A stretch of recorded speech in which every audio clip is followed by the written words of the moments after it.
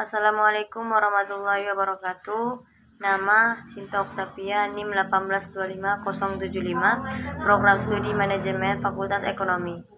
Jadi di sini saya ingin menjelaskan tentang proposal penelitian seminar MSDM tentang analisis pengaruh perilaku kepemimpinan terhadap kepuasan kerja karyawan pada PT Merangkai Arta Nusantara. Adapun latar belakang dari permasalahan proposal ini ialah di berbagai bidang khususnya kehidupan berorganisasi. Faktor manusia merupakan masalah utama di setiap kegiatan yang ada dalamnya. Organisasi merupakan kesatuan sosial yang dikoordinasikan secara sadar ataupun tidak sadar dalam sebuah batasan yang aktif, yang dimana dia dapat diidentifikasikan bekerja secara terus-menerus untuk mencapai sebuah tujuan. Semua tindakan yang diambil dalam setiap kegiatan diperakasai dan ditentukan oleh manusia yang menjadi anggota perusahaan. Perusahaan membutuhkan adanya faktor sumber daya manusia yang berpotensial, baik pemimpin ataupun karyawan dalam perusahaan tersebut, di mana karyawan dan perusahaan diharuskan memiliki pola tugas dan pengawasan yang merupakan penentu tercapainya sebuah tujuan perusahaan. Sumber daya manusia merupakan tokoh sentral dalam organisasi maupun perusahaan agar aktivitas manajemen berjalan dengan baik. Perusahaan harus memiliki karyawan yang berpengetahuan dan berketerampilan tinggi. PT Merangkai Arta Nusantara merupakan perusahaan yang bergerak di bidang produksi minyak kelapa sawit. Perusahaan tersebut merupakan perusahaan yang awalnya sudah menjadi perusahaan atau perseroan terbatas yang berdiri dari tahun 2001 yang berlokasi di Pagarmayang, Kecamatan Tambusai Utara, Rokan Hulu. Karena di sini pusat kegiatan manajerial dilakukan, kinerja karyawan yang tinggi sangatlah diharapkan oleh perusahaan tersebut. Apabila semakin banyak karyawan yang mempunyai kinerja tinggi, maka produktivitas perusahaan secara keseluruhan akan meningkat sehingga perusahaan akan dapat bertahan dalam persaingan global. Karyawan dituntut untuk mampu menyelesaikan tugas dan tanggung jawabnya secara efektif dan efisien.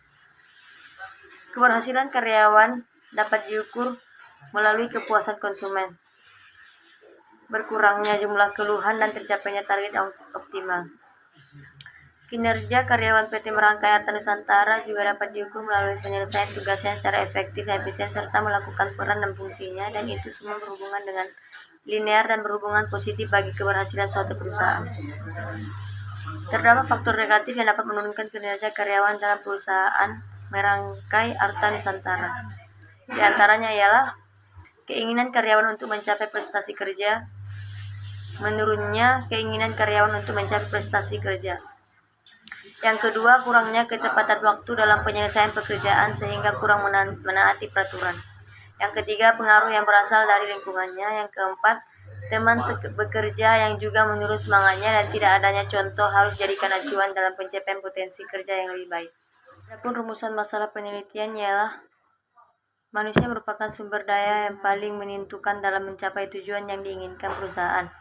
Permasalahan dari perusahaan ini adalah tinggi rendahnya kinerja karyawan. Untuk suatu upaya yang dapat meningkatkan kinerja karyawan, dengan permasalahan tersebut diduga faktor gaya kepemimpinan mempunyai pengaruh terhadap kinerja karyawan. Adapun batasan masalahnya ialah dalam penelitian ini mengacu banyak gaya kepemimpinan dari pemimpin utama perusahaan PT Merangkai Arta Nusantara yang nantinya akan dianalisa oleh penulis melalui karyawan dari PT MAN itu sendiri. Tujuan dari penelitian ialah untuk memperoleh gambaran yang mendalam dan memberikan bukti empiris mengenai pengaruh gaya kepemimpinan terhadap kinerja karyawan.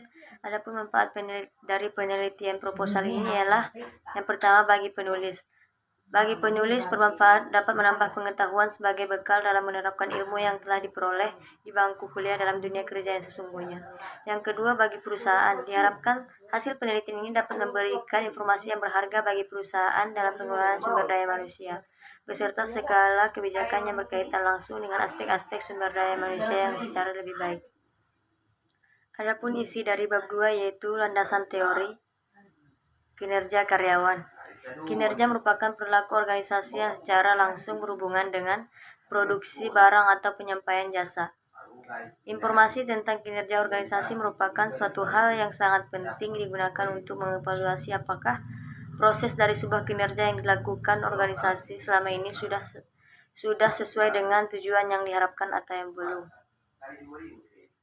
Akan tetapi, dalam kenyataannya bahwa organisasi yang justru kurang ataupun bahkan tidak jarang ada yang mempunyai informasi tentang kinerja dalam organisasinya.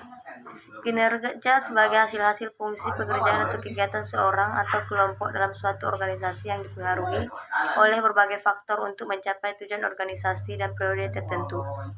Adapun perbaikan kinerja yang perlu diperhatikan oleh organisasi adalah faktor kecepatan, kualitas, layanan, dan nilai.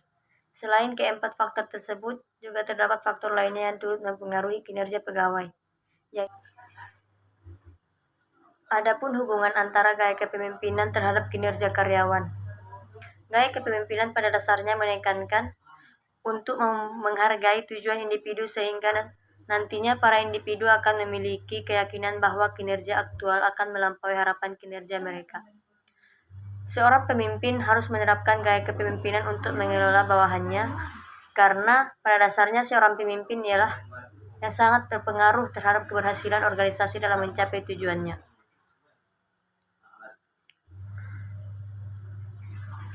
Pendapat para ahli dapat disimpulkan bahwa terdapat hubungan yang erat dan pengaruh antara faktor kepemimpinan dan faktor karyawan. Jadi, hubungan antar variabel gaya kepemimpinan dengan kinerja ialah gaya kepemimpinan berpengaruh positif terhadap kinerja karyawan. Adapun hipotesa dari penelitian ini ialah, menurut Dr. Sugiono mengutarakan bahwa hipotesis merupakan jawaban sementara terhadap persamaan masalah penelitian. Jawaban masih berdasarkan teori yang relevan, tetapi belum didasarkan pada fakta empiris yang diperoleh dari pengumpulan data. Adapun bab 3 ialah metode penelitian. Dari metode penelitian ini ialah cara atau jalan yang ditempuh sehubungan dengan penelitian yang dilakukan, yang memiliki langkah-langkah yang sistematis. Menurut ahli Sugiono menyatakan bahwa metode penelitian dapat diartikan sebagai cara ilmiah untuk mendapatkan data yang valid dengan tujuan dapat ditemukan, dikembangkan, dan dibuktikan. Metode penelitian mencakup prosedur dan teknik penelitian. Metode penelitian merupakan langkah penting untuk memecahkan masalah-masalah penelitian dengan menguasai metode penelitian. Bukan hanya dapat memecahkan berbagai masalah penelitian, namun juga bisa mengembangkan bidang keilmuan yang diteliti. Selain itu, memperbanyak penemuan-penemuan baru yang bermanfaat bagi masyarakat luas dan dunia pendidikan. Metode penelitian ini digunakan dalam penelitian seperti metode penelitian kuantitatif deskriptif, yaitu dengan cara mencari informasi tentang permasalahan yang ada. Metode ini didefinisikan dengan jelas. Tujuan yang akan dicapai ialah merencanakan cara pendekatannya mengumpulkan data sebagai bahan untuk membuat laporan.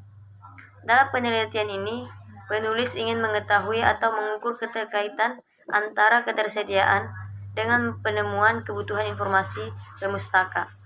Yang kedua ialah sampel penelitian. Melihat pernyataan di atas, penarikan sampel yang digunakan dalam penelitian ini yaitu menggunakan teknik acak sederhana atau simple random sampling. Teknik acak sederhana adalah teknikal yang diberikan kesempatan yang sama pada setiap anggota populasi untuk dipilih sebagai sampel. Dengan kesempatan yang sama ini, hasil dari suatu penelitian dapat digunakan untuk prediksi populasi. Teknik acak sederhana dapat dipakai jika populasi dari suatu penelitian bersifat homogen dan tidak banyak jumlahnya. Adapun proses pengembangan instrumen ialah proses pengembangan instrumen ini terdiri dari dua bagian, yaitu uji validasi dan uji reliabilitas yang digunakan untuk menguji tiap item pernyataan yang terdapat pada angket yang dibuat oleh peneliti dalam menentukan pernyataan yang lebih valid dan reliable, maka item pernyataan yang diangkat tersebut sudah bisa digunakan untuk mengumpulkan data. Adapun yang terakhir ialah uji validasi instrumen. Uji validitas instrumen dilakukan untuk menunjukkan kebebasan dari instrumen yang akan dipakai pada peneliti. Pengertian validitas tersebut menunjukkan ketepatan kesesuaian alat ukur yang digunakan untuk mengukur variabel. Alat ukur dapat dikatakan valid jika benar-benar sesuai dan menjawab secara cermat tentang variabel yang akan diukur.